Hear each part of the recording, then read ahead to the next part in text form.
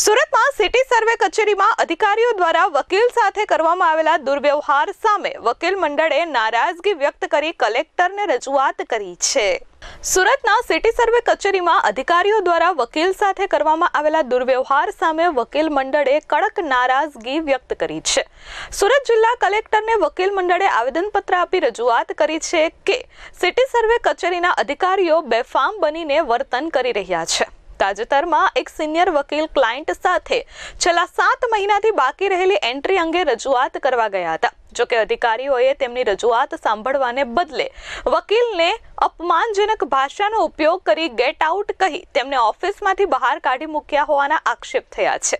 Senior વકીલના જણાવ્યા અનુસાર અધિકારીઓએ સ્પષ્ટ શબ્દોમાં કહ્યું કે મારી ઓફિસમાં કોઈ વકીલને એન્ટ્રી નથી અને હું વકીલોને સાંભળતી નથી।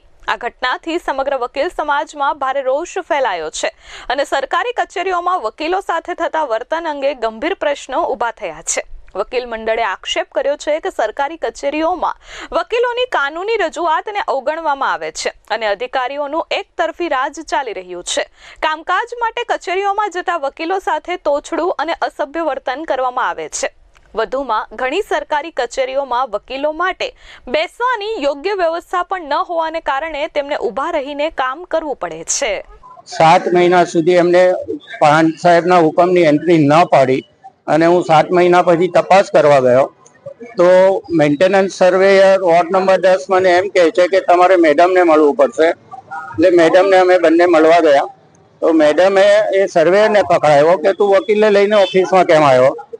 એટલે મને કે તમે તો પહેલા ગેટ આઉટ થઈ જાઓ, બહાર ચાલ્યા જાઓ એમ કરીને મને બહાર મોકલી દીધો। એટલે 7 મહિના સુધી તો ઉપલા ઓફિસરનો એટલે સિટી પ્રાંતના હુકમનો એ લોકો નોંધ પાડતા નથી અને કન્ટેમ ઓફ ધી કોર્ટ કરે છે અને અમે ખરી હકીકત રજૂઆત કરવા જઈએ છીએ, કારણ પૂછીએ છીએ કે આનું કારણ શું, તો ત્યારે એમ કહે છે કે અમે પક્ષકાર જોડે જ વાત કરીએ છીએ, અરજદારને મોકલી આપો, અરજદાર જોડે અમે વાત કરી લેશું।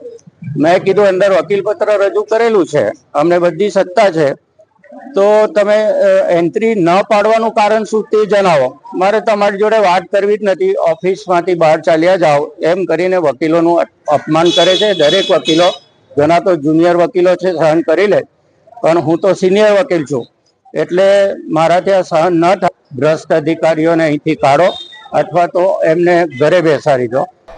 Bureau report S24 news Surat.